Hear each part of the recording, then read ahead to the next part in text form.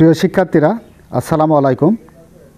অষ্টম শ্রেণীর গণিত বইয়ের ৮ নম্বর পৃষ্ঠা থেকে উদাহরণ ৪ সমাধান করাবো।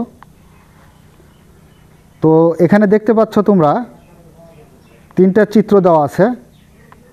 প্রথম চিত্রে কিছু কাঠি দিয়ে একটা চিত্র তৈরি করা হয়েছে।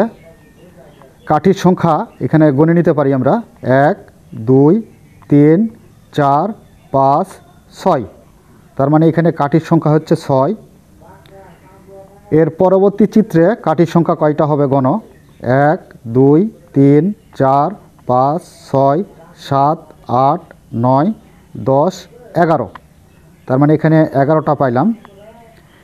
এর পরবর্তী চিত্রে কাঠির সংখ্যা 1 2 3 4 5 6 7 8 9 10 11 12 13 14 15 16।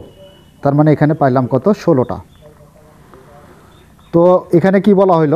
উপরের জ্যামিতিক চিত্রগুলো একটি প্যাটার্ন তৈরি করেছে। তো আসলে একটা প্যাটার্ন তৈরি করেছে কিনা আমরা একটু যাচাই করে দেখি। যেমন এখানে 6 11 16। তার মানে এখান থেকে আমরা যদি এই 11 থেকে 6 বাদ দিই তাহলে কত পাবো? তাহলে পাবো 5। আবার 16 থেকে যদি আমরা 11 বাদ দিই তাহলে কত পাবো? 5। তো প্রতি ক্ষেত্রে 5 করে বৃদ্ধি পাইছে কাঠির সংখ্যা, এবং এই 5 করে বৃদ্ধি পাওয়ার পর তার পরবর্তী চিত্র তৈরি হয়েছে। তার মানে এখানে দেখো 6টার সাথে 5টা যোগ হয়ে 11 হয়েছে তার পরবর্তী চিত্রের কাঠির সংখ্যা। আবার এই 11-র সাথে আবার 5 যোগ হয়ে তার পরবর্তী চিত্র তৈরি হয়েছে। আবার এর পরবর্তী চিত্রের জন্য এখান থেকে এই 16-র সাথে আবার 5 যোগ হয়ে 21টা কাঠি নিয়ে একটা চিত্র তৈরি হবে, পরবর্তী চিত্রটি। আচ্ছা, তো এখানে ক নাম্বার প্রশ্নে কি বলল? প্যাটার্নে চতুর্থ চিত্রটির তৈরি করে কাঠির সংখ্যা নির্ণয় করো। তো চতুর্থ চিত্র তৈরি করতে হবে। তো এখানে দেখো চতুর্থ চিত্রে এখানে প্রথমের জন্য কত আমাদের এখানে 5টা 5টা করে বাড়ছে। তাহলে এর সাথে পরবর্তী আবার 5টা কাঠির সংখ্যা বৃদ্ধি পেয়ে আমাদের চতুর্থ চিত্রটা হবে। তার মানে এখানে ঘর কয়টা আছে? 1 2 3। তাহলে এখানে পরের চিত্রে হবে 4টা ঘর। যেমন দেখো এখানে ক নাম্বার, উদ্দীপকের আলোকে চতুর্থ প্যাটার্নটি নিম্নরূপ। তাহলে এখানে 1 2 3 4, এই যে 3টা ছিল আগে, এই 3টার থেকে একটা ঘর বৃদ্ধি পাইছে পেয়ে পরের চিত্রটা তৈরি হলো, চতুর্থ চিত্রটি। তো এখানে কাঠির সংখ্যা 21টা হতে হবে। দেখো 21টা ঠিক আছে কিনা?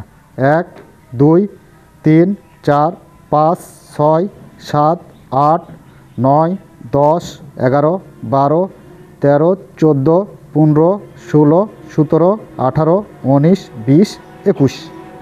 তো প্যাটার্নটিতে সমান দৈর্ঘ্যের কাঠির সংখ্যা কত? 21। এবার খ নাম্বারটা দেখব। প্যাটার্নটি কোন বীজগাণিতীয় রাশির সমর্থন করে তা যুক্তিসহ উপস্থাপন করো। তো এটা কোন বীজগাণিতীয় রাশিকে সমর্থন করবে সেটা যুক্তিসহ উপস্থাপন করতে হবে। তো এখানে আমরা লক্ষ্য করি যে প্রথম চিত্রে কাঠির সংখ্যা ছিল 6, তারপরের চিত্রে কাঠির সংখ্যা ছিল 11, তারপরের চিত্রে কাঠির সংখ্যা ছিল 16, এবং চতুর্থ চিত্রে কাঠির সংখ্যা হচ্ছে 21। তো এটাকে আমরা একটা বীজগাণিতিক রাশি তোমরা এভাবে তৈরি করতে পারো। আবার আমি এখানে একটা নিয়ম দেখিয়ে দিচ্ছি, সেই নিয়ম অনুসারেও তোমরা তৈরি করতে পারো। তো কিভাবে তৈরি করা যায় দেখো। 6 সমান, এখানে পার্থক্য কত করে আসলো? 11 থেকে 6 বাদ দিলে 5, 16 থেকে 11 বাদ দিলে আমরা পাবো পার্থক্য 5, আবার 21 থেকে 16 বাদ দিলে পার্থক্য পাবো 5। তো এখানে পার্থক্যটা দেখিয়ে দিই। তো আচ্ছা, তো আমরা এখানে 6 সমান পার্থক্যর 5 গুণ স্বাভাবিক সংখ্যা 1 ধরি, 1 যোগ, তাহলে 1 দ্বারা 5কে গুণ করলে 5 1 কে 5, তাহলে 6 পুরতে লাগবে কত? 1 লাগবে। তাহলে এখানে 1। এরপর আছে কত? 11। পার্থক্যের 5 গুণ স্বাভাবিক সংখ্যা 2, 5 দুগুণ 10 আর 1-এর যোগ করলে 11। এরপরে সংখ্যা হচ্ছে 16। 5 গুণ স্বাভাবিক সংখ্যা 3 যোগ 1, তাহলে 3 5 15 আর 1 যোগ করলে 16। এরপর আছে কত 21।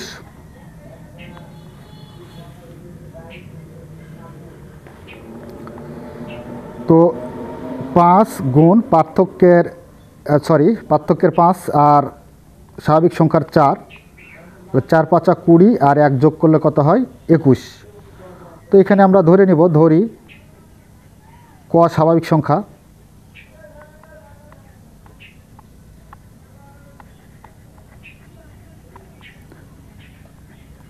তো ক হচ্ছে আমাদের স্বাভাবিক সংখ্যা।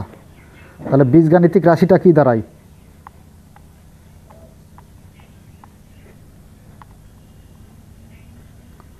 বীজগাণিতিক রাশি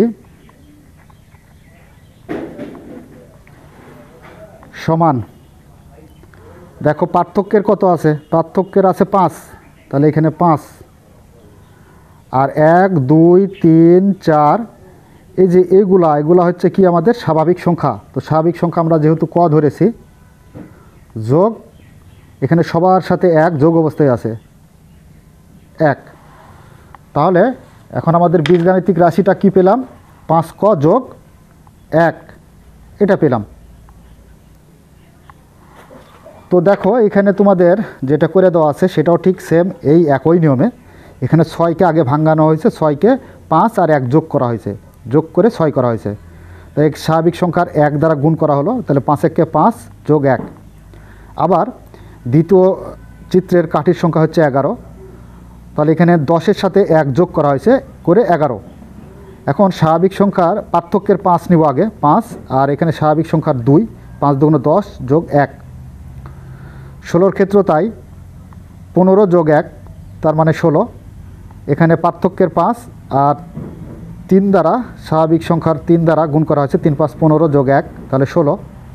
অনুরূপভাবে এই চতুর্থ চিত্রটাও তাই করা হয়েছে এবং এখান থেকে আমাদের বীজগাণিতিক রাশিটা বের করে দেওয়া হয়েছে কিভাবে, দেখো এখানে কতম চিত্রে কাঠির সংখ্যা হবে 5 গুণ ক যোগ 1 সমান 5 ক যোগ 1। তো প্যাটার্নগুলো 5 ক যোগ 1 বীজগাণিতীয় রাশি দ্বারা প্রকাশ করা যায়। তো আশা করি তোমরা বুঝতে পেরেছ। এখন তোমাদের যেই নিয়মটা ভালো লাগে, আমি এখানে একটা নিয়ম করে দিলাম তোমাদের বীজগাণিতিক রাশি নির্ণয়ের, আর এখানে বই একটা দেওয়া আছে, দুইটা সেম একই, তোমাদের যেটা ভালো লাগবে সেটা তোমরা গ্রহণ করবে। তো এরপরে আমরা গ নাম্বার প্রশ্নটি সমাধান করব। গ নাম্বারে বলা হয়েছে প্যাটার্নটির প্রথম 10টি চিত্র তৈরি করতে মোট কতগুলো কাঠি দরকার হবে তা নির্ণয় করো। তো এই যে আমাদের যে প্যাটার্ন ছিল, এখানে একটা প্যাটার্ন দেওয়া আছে, দেখো এই যে 6 যোগ 11 যোগ 16, এই চিত্রের একটা প্যাটার্ন দেওয়া আছে, প্যাটার্নের পার্থক্য 5। এইভাবে 50টি চিত্রে মোট কতটি কাঠি পাবো সেটা আমাদের নির্ণয় করতে হবে। তো মোট এখানে কি বলা হয়েছে, মোট, তার মানে 50তম চিত্রের কাঠির সংখ্যা আগে বের করতে হবে, তারপর মোট কতটি কাঠি পাবো সেটা আমরা বের করব। নাম্বার গ, খ অংশ থেকে পাই প্যাটার্নটির বীজগাণিতীয় রাশি। তো বীজগাণিতীয় রাশিটি কত পাইছিলাম, 5 ক যোগ 1। তাহলে এখন 50তম চিত্রে কাঠির সংখ্যা কত হবে? তো 50তম চিত্রে মানে এই যে এই কয়ের জায়গাতে আমাকে বসাতে হবে কত, 50 দিয়ে এটা গুণ করে এটা যোগ করলে আমরা 50তম চিত্রে কাঠির সংখ্যা কত সেটা পেয়ে যাব। তাহলে এখানে দেখো 50তম প্যাটার্নে প্রয়োজনীয় কাঠির সংখ্যা 5 আছে, 5 থাকলো, আর এই যে কয়ের জায়গাতে হবে 50 যোগ 1। 50 দ্বারা 5কে গুণ করলে 250 যোগ 1, 250-এর সাথে 1 যোগ করলে 251। এখন এটা কি হলো আমাদের 50তম চিত্রে কাঠির সংখ্যা। যেমন এখানে তোমাদের ছিল শুরুতে যে 6 হলো প্রথম চিত্রে কাঠির সংখ্যা, 11 হলো দ্বিতীয় চিত্রে কাঠির সংখ্যা, 16 হলো তৃতীয় চিত্রে কাঠির সংখ্যা, 21 হচ্ছে চতুর্থ চিত্রে কাঠির সংখ্যা। এইভাবে 50তম চিত্রেই কাঠির সংখ্যা কত সেটা কত, 50তম চিত্রে কাঠির সংখ্যা হচ্ছে 251। তো 251 পাইছি আমরা 50তম চিত্রে কাঠির সংখ্যা। তো দেখো যেভাবে লেখা হয়েছে। এখন প্যাটার্নগুলো কাঠির সংখ্যাগুলোর সমষ্টি 6 + 11 + 16 + 21 + ... করে 251 পর্যন্ত দেওয়া হয়েছে। এই মিডিলগুলো দেওয়া হয়নি। তো আমরা যদি এইভাবে 6, 11, 16, 21 এইভাবে 50টা সংখ্যা যদি যোগ করে সমষ্টি বের করতে যাই তাহলে অনেক সময়ের প্রয়োজন। তো এই জন্য আমরা পূর্বেই ক্লাসে সমষ্টি নির্ণয়ের একটা সূত্র শিখেছিলাম। সেই সূত্রটা ব্যবহার করেই এখানে আমরা মোট কাঠির সংখ্যা কত সেটা বের করব। তো এখানে লক্ষ্য করো যে এটা তো আমাদের একটা প্যাটার্ন। এই প্যাটার্নের প্রথম সংখ্যা কত? 6। তো এখানে প্রথম পদ বা সংখ্যা 6। এরপরে শেষ পদ কত? শেষ পদ ছিল এই যে 50তম পদ বলা হয়েছে। শেষ পদ হচ্ছে 50তম পদ। আর 50তম পদে কাঠির সংখ্যা হচ্ছে কত? 251। তো শেষ পদ 251। পদ সংখ্যা, তো পদ সংখ্যা কত? এখানে 50টি পদ বলেছিল যে 50টি পদে মোট কাঠির সংখ্যা কত, তাহলে পদ সংখ্যা হবে 50। এখন আমরা সমষ্টির সূত্র জানি কি? সমষ্টি বা যোগফলের সূত্র জানি প্রথম সংখ্যা যোগ শেষ সংখ্যা গুণ পদ সংখ্যা ভাগ 2। তাহলে প্রথম সংখ্যাটা কত? প্রথম সংখ্যা হচ্ছে, দেখো এখানে প্রথম সংখ্যা হলো আমাদের এই যে 6। তো এখানে 6 দেওয়া হলো। এরপর শেষ সংখ্যা কত? শেষ সংখ্যা হচ্ছে 251। এই যে 251 গুণ পদ সংখ্যা। তো পদ সংখ্যা কত? পদ সংখ্যা হচ্ছে 50 আর ভাগ সূত্রের 2। 6 আর 251 যোগ করলে আমরা পাবো 257। আর 2 × 2 25 2 × 50, মানে 25 দ্বারা ভাগ 2 দ্বারা ভাগ করা হয়েছে, হয়ে কত হলো? 25। এই 25। এখন 25 দ্বারা 257কে যদি আমরা গুণ করি তাহলে পাবো 6425। তাহলে এখন আমাদের লক্ষ্য করি 50টি প্যাটার্ন তৈরিতে প্রয়োজনীয় কাঠির সংখ্যা 6425টি। এটাই হলো উত্তর। তো প্রিয় শিক্ষার্থীরা, আশা করি তোমরা উদাহরণ 4 নাম্বার অঙ্কটি খুব সহজভাবে বুঝতে পেরেছ। যদি বুঝতে পেরে থাকো তাহলে অবশ্যই আমাদের চ্যানেলটি সাবস্ক্রাইব করে আমাদের সাথেই থাকবে এবং অঙ্কের কোথাও বুঝতে সমস্যা হলে তা কমেন্টসের মাধ্যমে আমাদের জানিয়ে দেবে। আগামী পর্বে আমি তোমাদের অনুশীলনীর বহু নির্বাচনী প্রশ্ন বা মাল্টিপল চয়েস কোশ্চেন যেটা বলে সেটা সমাধান করাবো। তো এই বলে আজকের মতো ক্লাস এখানে শেষ করছি। ধন্যবাদ সবাইকে।